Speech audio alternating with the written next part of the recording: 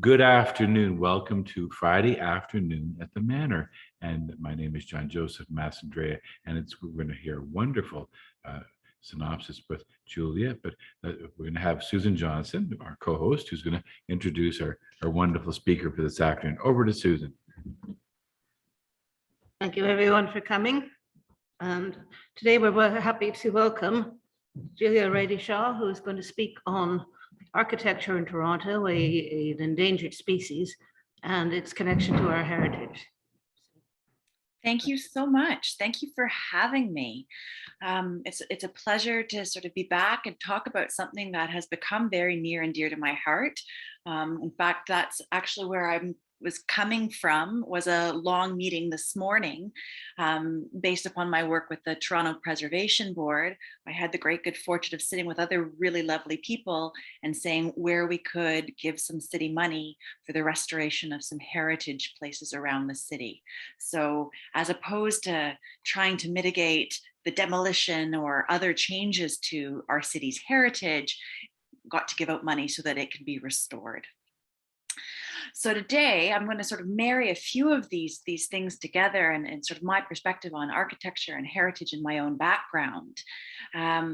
My own path to heritage has been rather circuitous, in fact. I worked towards my PhD in Canadian history, hoping to teach, as we all do when we start out. But throughout that experience, I have to confess that part of me wondered what my contribution was going to be to society. How was I going to give back? I had the tremendous privilege of attending school and doing what I loved, but wanting to pay that forward. Did we really need another book about an obscure topic in history that only a small handful of people would read? What could an audience be? So I've not once regretted this schooling. It's taught me how to research, to balance different interpretations of events, to be open to new perspectives. I could let my nerd flag fly. It also made me incredibly aware of the disconnect between what happens in the university classroom or at an academic conference and how we use history as a tool in everyday life, how it becomes sort of little flagpoles for how we understand and we orient ourselves in society. So, you know, my dad does it. Everybody has had an opportunity. We visit ancestry.com to trace our own individual past and learn about family histories. We visit museums and have exhibits and ideas curated for us and the rest of the public. And these distillation of ideas, these ways to understand our path, have an important role to play in society that I don't necessarily think translate to how we do things at a university. It's not to say it's bad, it's just different. I think we need to challenge the status quo and deepen our understanding of our individual past, find connections between one another that we haven't previously appreciated. And I think one of the ways that we can do so is in another sort of forum of public history, which is heritage. It's what we see and we experience every day. It's our heritage sites. And by heritage, I mean houses, built form, architecture that we live in or we visit or with which we interact. It's the Regent Theatre on Mount Pleasant, one of the first of a few theaters constructed in the early 20th century. It's the Agnes MacPhail House on Millwood, just east of Bayview, which is now looking for a new tenant, but which is in fact a designated heritage property in our city because it was one of the only duplexes of its kind constructed by Agnes MacPhail. It's the view towards Queen's Park along University Avenue where you see our impressive legislature. So sometimes it's heritage with a capital H, as you know, things marked with a plaque that tells us of its history. And sometimes it's just a really nifty storefront, or it's a series of storefronts that remind us that, oh yeah, a general store was once there, that this area in which we live and we work and we walk once was inhabited by other people who use these buildings a little bit differently. It's a facade to remind us of what once was, where we came from, and really how our city has grown. So, of all the different ways that history functions in society, I think we both readily understand heritage, or we think we do, because we see it. But I'm not sure if we encounter or we understand how it actually works. We actually have a whole provincial system dedicated to the conservation of important places and spaces. And with this legislation, the Ontario Heritage Act, toolkits to how we understand and interpret it, how we evaluate heritage, how we assess it, and how we assess what change might mean for these spaces. And this is where my really interesting job comes in. So I work at an architectural firm that specializes in heritage conservation, and I'm their historian and cultural heritage specialist. So I get to use all of the tools that, in my toolkit, but now I get to channel it into sort of the realm of heritage. And all of this is really just a fancy way of saying I get to dig through the archives and write stories about our past and the people and the places that have lived here. But now I get to do so in service of the public. And one of the unique things that I've noticed is that we'll talk about sort of the heritage of a place, and we know that there's a Heritage Act, but exactly how this works in society is still a little bit of an unknown. For example, you're living in a lovely home and you happen to find out it is listed on our city's heritage register. Well, what the heck does that mean? Versus a designated property in these different categories. So I'm going to get into that in a little bit. One of the unique challenges in this line of work is discerning if a building or place is something. Does it mean something? Is it worthwhile looking at? Is it really valuable? I don't know if you remember if you watched David Letterman when he was on, but decades ago, he had this sketch called Is It Something? And he would point his camera at a completely innocuous, brick facade or a chair. And he would ask, well, is it something? And it was ridiculous. But in some ways, it does point out the fundamental challenge of asking, well, is it meaningful? Is there value? And that's frequently what we do with heritage. It's easy to ascribe value to some of the more notable places in our city. Take, for example, the R.C. Harris Water Treatment Facility, this a gorgeous architectural gem on beautifully landscaped lawns jutting out in your Scarborough. The treatment facility itself, it began construction in 1932 and it opened in 1941. It was a huge undertaking to construct. It's named for Roland Caldwell Harris, the longtime commissioner of the City of Toronto's Department of Public Works. And under Harris, who assumed that position in the early 20th century, Toronto itself was transformed.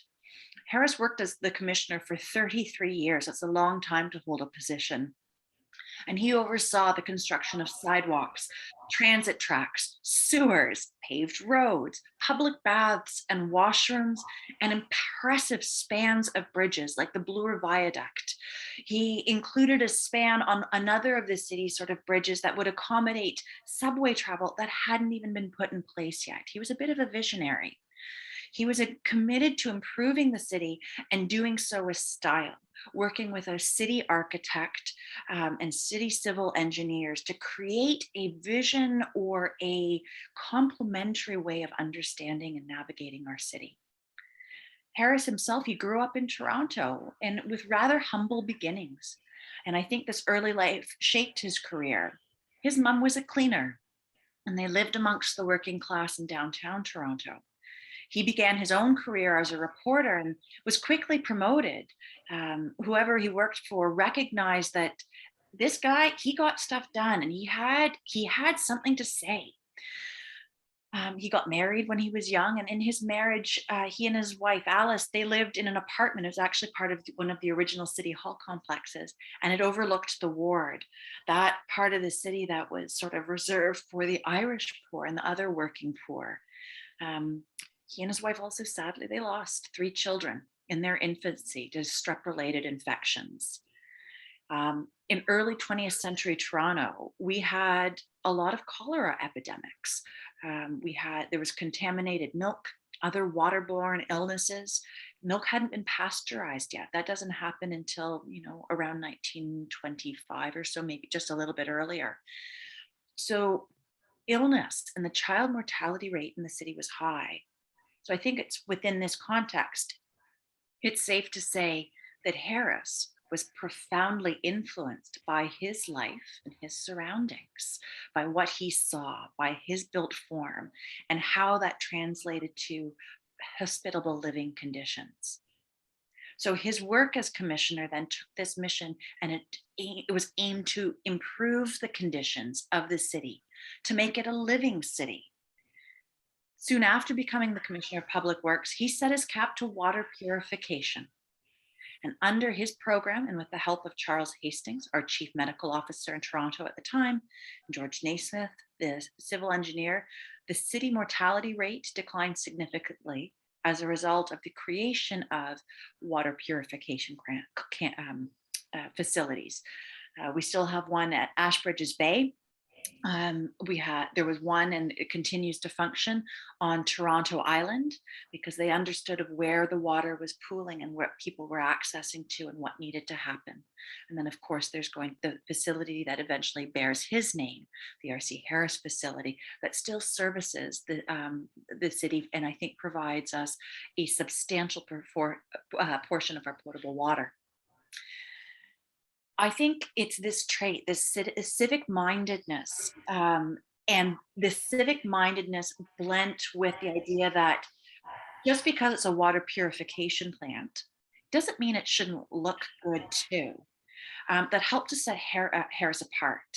He wasn't just reacting to crises or tossing up his hands in despair. He sought solutions to improve and to prevent, and he did it with style. He took a long view. Maybe this was helped by not being a politician who had to get himself reelected every number of years. You have a different audience that you're performing to. Perhaps it was his own particular approach. To him, projects in his mind should evolve and take place over a generation, and not just, the quick short term or medium term. Oh, if we can't get it done in 3 years. He took a very long view of things and understood that the city was something that ought to evolve. So as I say, I think it's little wonder that this R.C. Harris facility bears his name. It's a beautiful monument to Harris's vision and work for the city that balanced practicality and beauty. It's a feat of architecture and engineering. It was designed in the Art Deco style, and it was meant to make a statement. It's been used for Doors Open Toronto, and the public can actually walk its grounds in order to sort of see and understand it. It has huge marble entryways, and its filtration equipment, water is still on display. It has earned itself the name of the Palace of Purification. And this palace was also immortalized in Michael Ondaatje's In the Skin of the Lion. And actually a lot of that book by Ondaatje is, I think, a loving tribute to Toronto and its architecture and its period of tremendous growth in the city. I know we're growing now, all of those condos along Lakeshore, we're growing and growing and growing. So it's sometimes hard to remember that this isn't the only time. And in fact, growth and transformation of our city seems to be more the norm rather than the exception. So we know the Harris facility, it's easy to tell that this place is significant. It has value as a heritage site. It should be protected and not demolished. But what about other places in the city?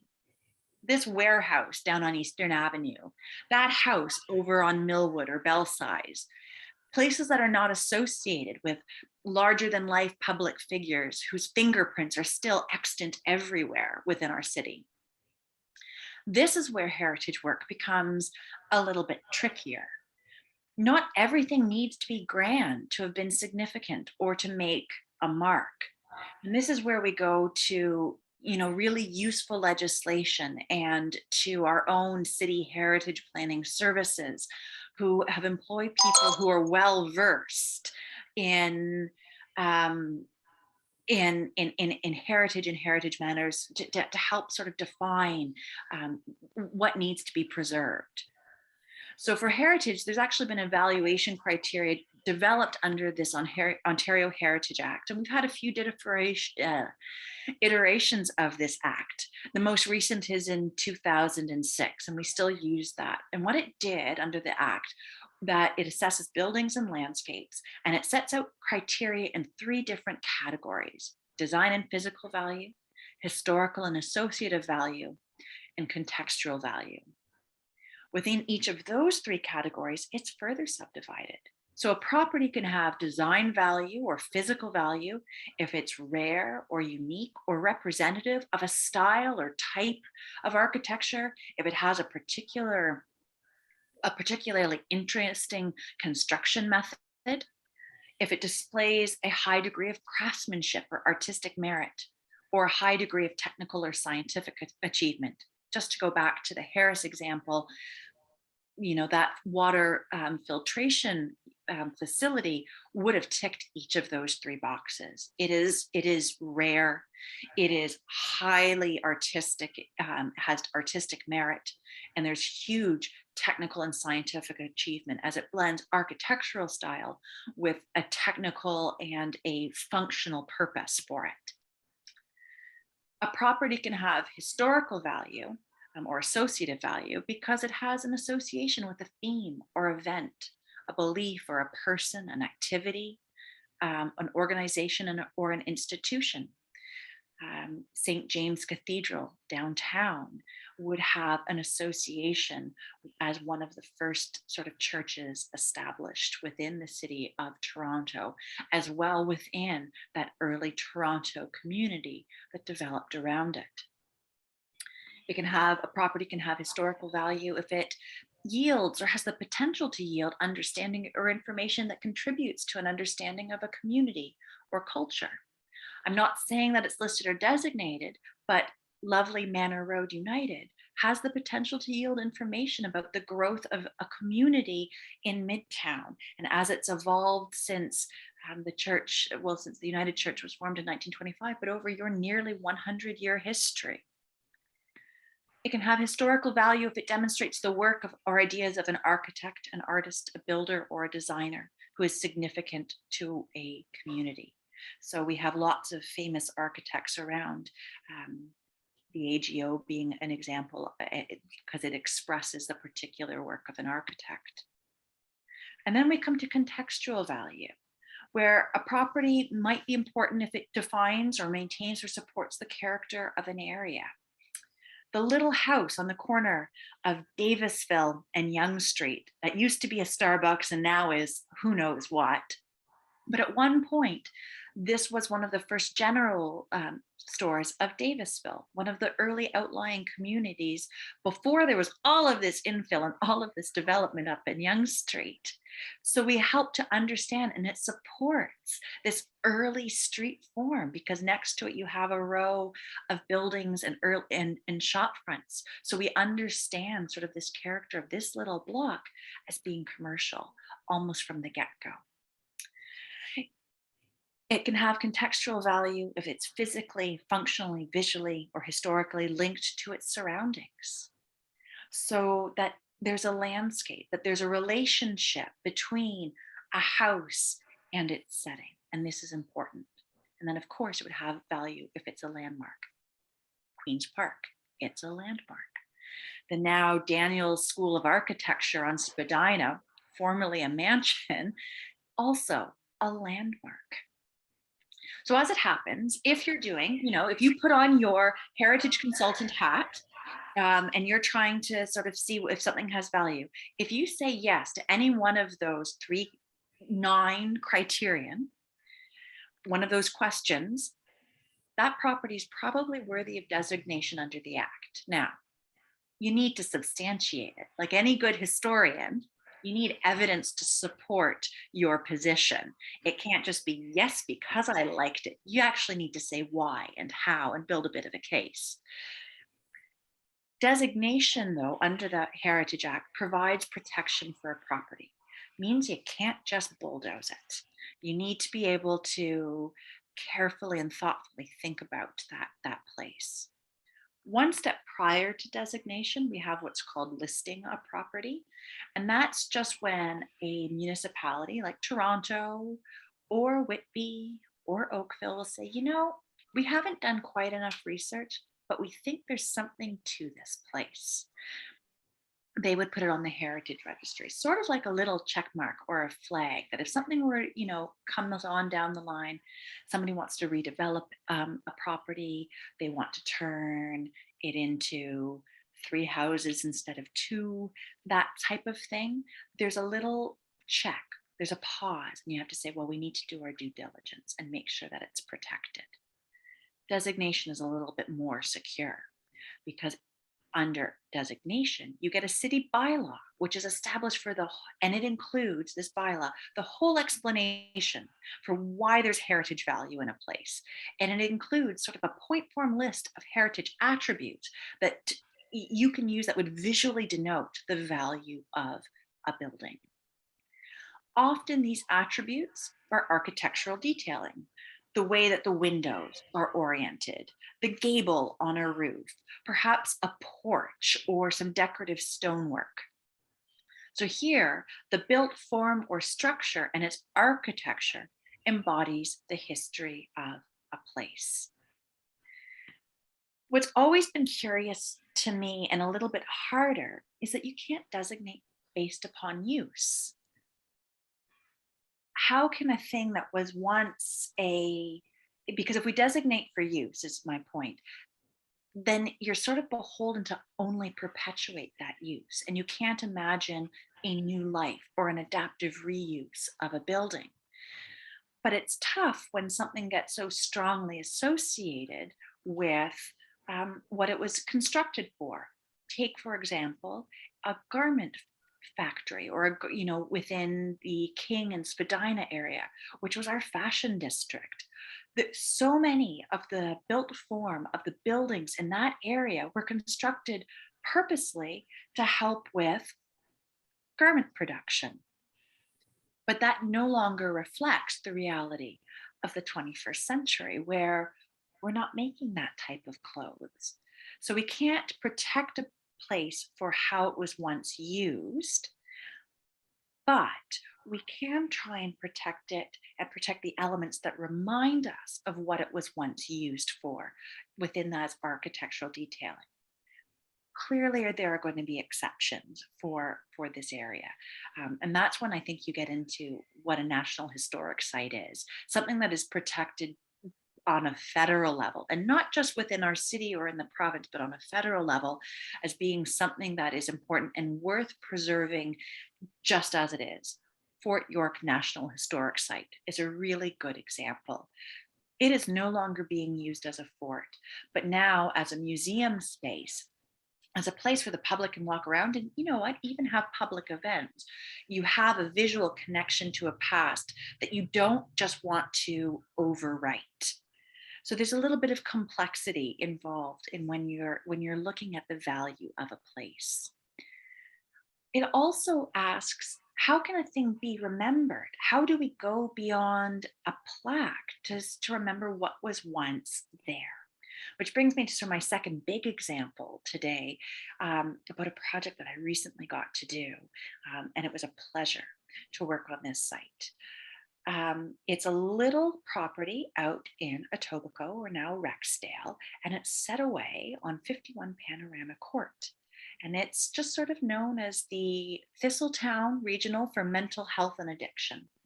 So my firm and we were contracted to do a heritage evaluation, which meant we went through from the beginning to the end to look at what work has been done, what research has been done, conduct new research on this property, and ascertain what the heritage value of this place might be. And let me tell you, it was a gold mine. Nestled on the top of a knoll is this amazing institutional building where on one side, it's this imposing edifice, but on the other, there's all of these porches. And it's surrounded by huge grassy lawn, groves of trees, and it's right next to the Humber River and some conservation lands. It is a jewel within this city that I did not appreciate was there before.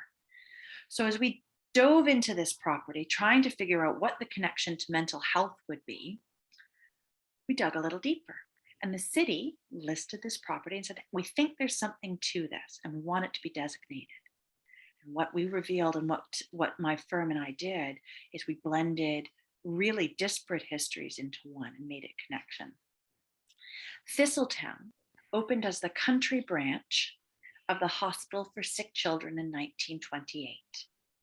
The Hospital for Sick Children, which moved a few times, it was on College Street and now it's in its present location, was begun by women, by a former nurse who wanted to give back. And it started as an 8-room little house where they would purposely help children get over things, understanding that children didn't necessarily belong in a grown-up hospital, that the way that you medically assist or you minister to children was a little bit different. So they created the Hospital for Sick Children. They quickly outgrew their space. And so they moved their locations and huge innovation happened within the Hospital for Sick Children. It attracted amazing scholarship. This is where we get the purification or the pasteurization of milk is invented here. They are the first to develop pablum or baby formula so that you could nourish children if there wasn't an ability to breastfeed or if they were away from parents. So such innovation. One of the other things that the hospital did was recognize that perhaps convalescence was necessary. So the chair of the Hospital for Sick Kids in the late 19th century, his name was David Robertson, and he was a newspaper man. He established the Lakeside School for Children on Toronto Island. And it was a lovely house where children could go and spend summer months if they had, if they were over the worst of what they were dealing with, but if they had asthma, tuberculosis that they were getting over, and they needed to reside outside because the conventional thinking at the time was that access to fresh air just helped to aid the convalescence. It was a very popular spot, but it's Toronto Island and you really can't use it year round. So the trustees of the Hospital for Sick Children in the very early, in the 1910s, early 1920s, thought we need to change location. And so they started to look around the city for another property that they could use. Not necessarily on the lake, but something that was more rural, that had this bucolic atmosphere where they could plant trees like pines or spruce, the smell of which of pine and spruce was thought to be beneficial to children. And they struck upon Thistletown in Rexdale, now part of Etobicoke. And they built this special facility just for children. There was huge attention to the construction of this facility to make sure that it was airy and it was comfortable. So you know how I mentioned that there was this very imposing edifice. Well, that was the administrative side. The porches were on the back were so that you could wheel children out on their hospital beds to have exposure to the sun. Kids could go and take picnics on the grounds so that they would have exposure to the air, etc., in a place that was removed from the city. It was thought to be a really useful escape. It was opened in 1928 and it served its public until 1954. It had iron lungs. It was one of the first to treat tuberculosis in patients, and then the children would convalesce some further. Some kids would remain for a matter of days or weeks, others for longer periods of time. But by the late 1940s, because other hospitals within the city and around, they were just growing, the city was changing drastically. The need for this particular facility, its attendance dropped. They just couldn't quite sustain it. So it sold, and they sold it to the Ontario government for use as a mental health care facility. But funny enough, this mental health care facility was used specifically for children. So over 2 eras of use, it was both used for healthcare and both used specifically for children, and both used almost with the same idea and understanding that for the treatment of mental health issues in children, probably going outside was a good thing, that it encouraged independence. There's still some of the unsavory bits in there. Having done the walk around, I will say, seeing the padded rooms was a little bit disconcerting. So there's still, that element. I'm not trying to paint it as this rosy utopia of mental health care, but it is, I think, interesting to see that the rationale for a facility dedicated to children span decades. Thistletown as a facility for mental health closed in 2014, unfortunately, and now people just don't know what to do with it. But it's been untouched really since that time, and it's been really, really well maintained. So what we did is we did the research. I found out all of this lovely information and got some amazing old photos of the place, and we put together our report. And then that criteria that I just ran through, we did an evaluation, and it met almost all of those categories. It actually, to our minds, actually met criteria that bumped up its significance, that it wasn't just an important place to our city. It certainly was, but I think, and I argued that it was an important place for our province. There was no place else in the province at that time where kids could go, and people would come from across the province to use this country branch of Thistletown. That it was a remarkable reflection of the ingenuity of Sick Kids, which was and continues to be, to a certain extent, a leader in pediatric medicine and innovation across the province. And the government agreed with us, which is lovely. That does not often happen, let me tell you. And so it's got protection not only within the city, but as a provincial heritage property of provincial significance, which I try not to say too many times quickly because I always stumble over it. But I think this is a neat facility where its history is reflected in its design, with airy porches, huge windows, lots of skylights. So it was purposely built, and its architecture reflected its purpose and its use. But now what to do with it? A hospital's not going to go back in there. And so this is where we can play what if and what could be. What would be a good adaptive reuse? You don't want to demolish it, but if it's not going to be the same thing it once was, how do we move forward with heritage? And I think this is one of the challenges that our city is facing. How do we reflect our past, but continue to move forward? If, as it was under Harris, a city that constantly evolves and indeed continues to evolve and change, how do we safeguard those markers, those things that got us to this point, but also create some level of innovation? You need to create space. So things like the ROM and its extension, in principle, is lovely. We can discuss till the cows come home whether we think it was a really well executed design. But I think in principle, that is a really neat way to express both a modern and a heritage element that allows this museum to continue to be and accommodate its audiences across the city. How do we harness our past for the future? How do we use it in a way where we don't just retain the facade of a building and then slap a condominium on behind it?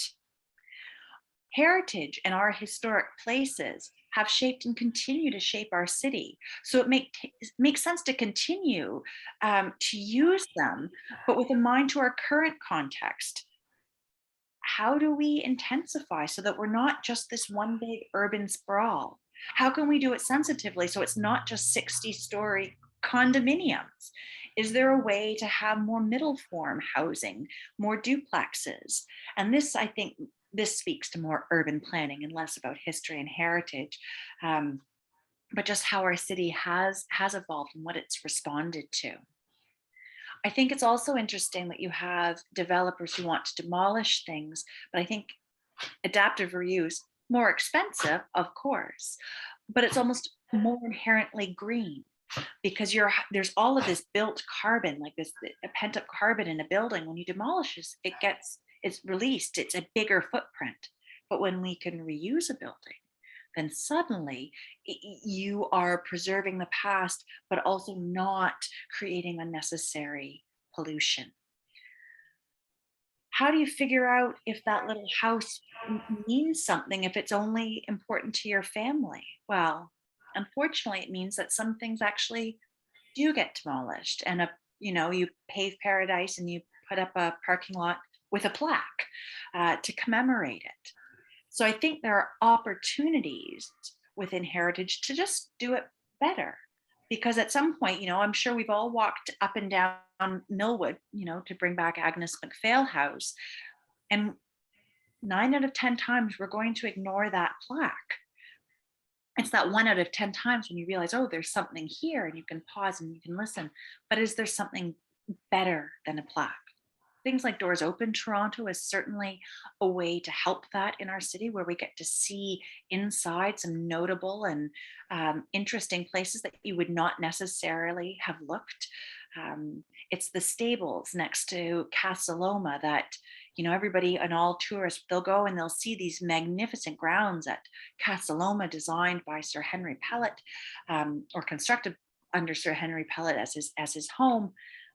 But just across the street are these impressive stables that could be a house now. It's just crazy. So we get sort of more insights into our past that way. I've got no clear answers, but I think more of these conversations about our history and heritage and the way that we can represent them in the architecture of our city and the way that we adapt that architecture going forward, I think it helps shape the conversation going forward. And I think it's important to have, because it makes you mindful of when you're walking down the street. You will pause and you'll say, hey, wait a second.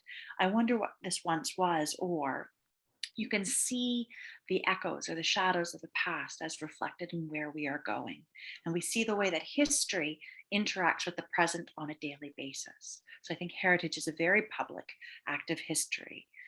I think heritage is also not mutually exclusive from development. I think you can have good development and preserve or conserve heritage. But so frequently we think that development is the enemy of heritage, as opposed to changing the conversation and asking the more questions like, okay, well, how can we do this better? If you are going to redevelop this, how can you incorporate heritage? What is good design? And I think these are a lot of the touch points that we're seeing in the current context. And I think there's a lot of tension about within not just our city, but across Ontario about, well, what do we preserve and how do we grow? And how do we accommodate affordable housing for everybody? So all of these things tie in together. So I think, as you can see, I might have started in one place with a degree in history, but it's taken so many different permutations.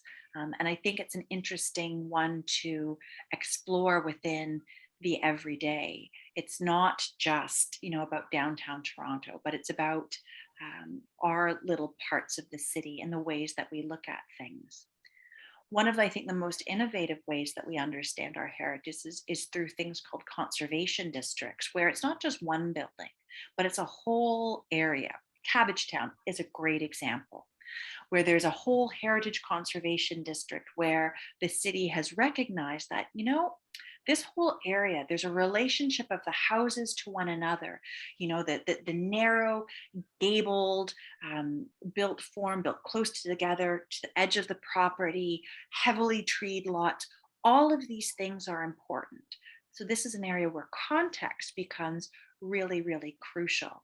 And it's not even so much heritage about architecture, but that interplay between the built form, between its history, and then, as I say, the context around us. We're forever walking in footsteps of the past as we sort of move forward. I thought that for the sake of this chat, just because it's sort of interesting, I know this is one of the final in the speakers series, that I would open up and we could do just sort of a larger conversation about heritage in the city. If you've got questions for me, then this would be a really lovely time to explore it, because it is such a vast topic. And I think, to my point earlier in my chat, I think conversation is where it's at.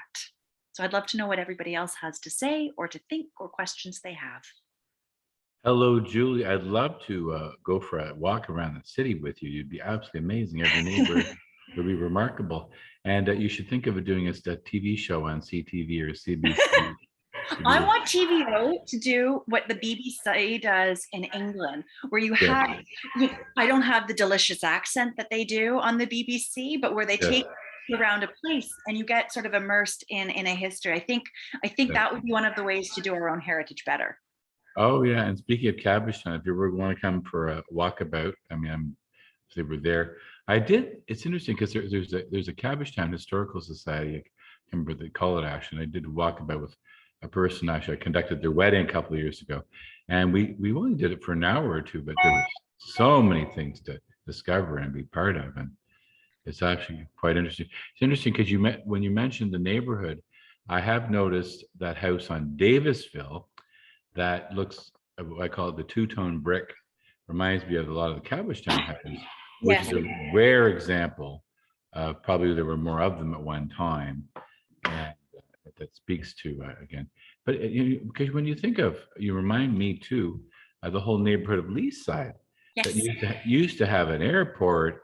And Carolyn Smith tells us there used to be a farm, and it's a big farm. It was originally attributed to William Lee, and so now where the Leaside Community Gardens is, that's where his homestead was. Anything to the east of Laird, or along Laird, that was airstrip. It was used during the Second World War. There were two munitions factories. There was a hospital there.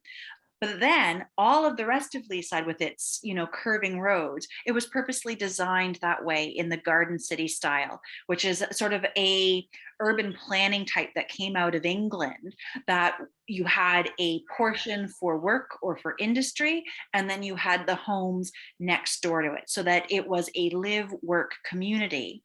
But those curving was supposed to give, the curving street patterns was intended to provide sort of places to amble, and to provide a contrast to a more linear type of development that you would see on the more industrial or working side of the design.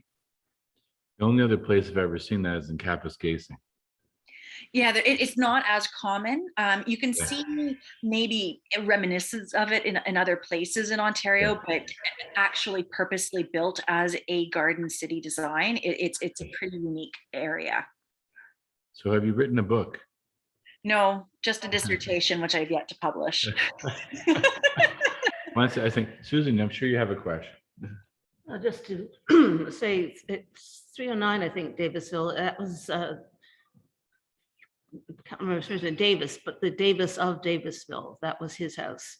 Yeah, it was. And he was, I think, Davis, if I remember correctly. And it's funny, as I was digging at one point through city directories, I realized as I was passing by that 50 years ago, my grandmother lived on Belsize.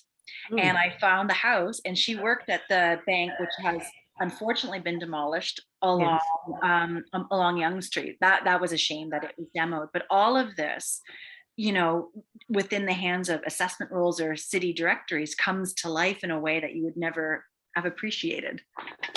Indeed. Well, I mean, my grandparents lived for a while on a street that no longer exists. It became part of Dundas East. I grew up a block away from Bloor Avenue Road, and even before I was born, St. George Street was gutted, including the Eaton Mansion, to put up apartment buildings to support the post-war boom. And it's interesting how people define what's worth keeping. It's, you know, they think, oh, if it's Gothic or Victorian, then yes, we'll keep it. But, you know, most of the west side of Avenue Road, long gone. It is. There's some really arbitrary markers. Ontario, as the province, will say it's heritage if it's older than 40 years. There are exceptions to that rule. There was, and forgive me, I don't remember the address, but at Toronto Preservation Board the other month, a much more recent property was designated, but it was designed by famous architect Moriyami. So there are exceptions, but who's to say 40 years or not? For those who don't like brutalist architecture, watch out, because that's 40 years old now. Exactly. It seems to be, you know, do we like it or not? But it's, I'm in a heritage building, the Garden Court Apartments, and they did some upgrades, and actually they had to redesign the iron railings for the doors. They had to replace the concrete steps out back. And they found out that the railings that had no longer fit standard. And accessibility, that's another big thing. So it's, can you adapt a building? And building code and accessibility norms. There are some exceptions for heritage, you know, little ways that you can creatively adapt in order that you meet accessibility, but not necessarily what the Ontario Building Code and the AODA say. But it definitely poses a challenge for the future. You know, every time we have to do work on my 1927 house, you realize it's not 2021. Yeah. Everything's a little more custom. Except it's always the best thing about custom built, at least heritage buildings, whether they be commercial or residential, is it gives you an idea of what life was like. I'm guessing your fireplace was one of those coal burning ones, so that it's narrower than most. People didn't realize that. Buildings, office buildings with walk up only. We've got one on Bayview, and people are saying, you know, but the design in it just screams 1950s. This is what people did. It is. And as reactionary to different zoning, I was listening to a fantastic podcast the other week, and it was actually about Toronto and called The Missing Middle. And there's a book about that as well, where Toronto's own zoning bylaws were fundamental to the way that it was constructed, that at some point they didn't want small buildings, you know, those walk-ups. After 1912, none of those. So we have giant condominiums, but nothing smaller, because, well, the British who lived here wanted to make sure it stayed British. So we purposely privileged a single dwelling, you know, semi or detached family home. And that really influenced neighborhood development in the city. And we're still grappling with that thinking and that zoning going forward as we think, well, how do we make the city more affordable? What I've noticed downtown along Bloor and Yonge Street is that, you know, it was residential. You can see where the residents were, and it seems to be that some power does not want people to know that this part of the city was residential at one point. It's like, no, we were always like this. Yeah, it was a pocket of a little bit of everything. I think with the exception of Yorkville, which is sort of interesting, which was supposed to be built in Tony, to the point where they moved the cemetery, which is now Mount Pleasant Cemetery, because it's bad business to have a cemetery in the middle of a really splashy neighborhood. So they just moved everybody. And that's why we have the land that we do. Well, there's very little left of Yorkville. I mean, you lost the south half of Cumberland to the subway, and most of the north part still. But I mean, Yorkville has started when they built the hotel in the mid 70s, and it's just been downhill from there. Yeah, and there's a few little reminiscences in some of the smaller built form, and that you sort of see that where the 60s and that musical scene, you know, it's undergone such an interesting historical evolution as being this place of change and rebellion, you know, in the 50s and 60s. And I wouldn't call it a place of change and rebellion now. No, other words for that. Ayla, Yes, did you, there is. Ayla, did you have any thoughts on this? Or John Joseph? Okay. One more thought, but maybe it's a thought to take you away because you probably spent an hour answering it. Okay, you're given the job, your favorite, your most coveted job with the city of Toronto by the present mayor. What would that job be? And you'd have an unlimited budget. What will you do? But I mean, that's Oh, I'd just be city historian. I don't want the planning job. There are too many headaches and people who want it their way and no other. But I think you know, if I, you know, there's been bandied about that conversation to turn Old City Hall into the city museum. I think that would be a marvelous project to be in charge of, and to try and uncover some of the different ways that our history is expressed, whether through a Michael Ondaatje book or through a heritage designation or through a doors open walk. I think to be able to pull those threads together would be a really unique force for good in this city. And I think it would, again, it's a conversation to have. I think you should be on the Doors Open Committee. Unfortunately, it's become a committee that's lost its way.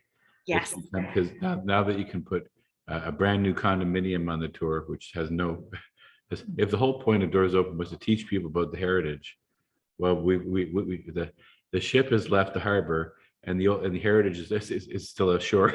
It's not there. True. Although sometimes, you know, every once in a while you get a lovely condominium and they do the right thing and they restore the inside and they restore the facade and they build it within to their own development.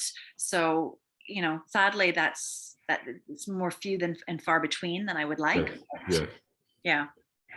Well, it's been wonderful. We're actually, unfortunately, our funding for this ran out, but we'll have to figure out what we do moving forward. But certainly we'd love to have you back again, because this is actually remarkable. You know what? Well, I mean, not that our 100th anniversary for Manor Road is 2025, but maybe we can have you be on the planning committee, which will hopefully start sooner than later, and help us, you know, maybe bring alight some of the why did certain things get built the way they did. I mean, there's another church not far from here, Glebe Road United, Yes. which, I mean, the comedy of it was a smaller church at Davisville at one time, and they built, I think it was supposed to be the CE wing, but the fact that the sanctuary is on the second or third floor makes no logical sense whatsoever. No, it's interesting, those little anachronisms, you know, you come across that and you wonder why the heck was it built there? But at the time they must have had a really good reason. It made sense, yes, indeed. Yes. Oh, Well, so I'll pass back over to Susan to Okay, thank you. That was fascinating. I'd love to have you back sometime. anytime, or we can just, you know, have coffee and chat. Anytime. YouTube channel. Do you have a YouTube channel? You should have one. I do not, but I'll add that to my list. Okay. Anyway, I hope you can join us next week. We have Moms Stop the Harm, which is mothers trying to help children with substance abuse problems. And it's an area that, you know, we don't even like to admit, let alone do anything about. So I hope you can join us then. Thank you very much. Thank you so much for having me today. It's been a pleasure. Mhm. take care. Bye-bye. Bye, everybody.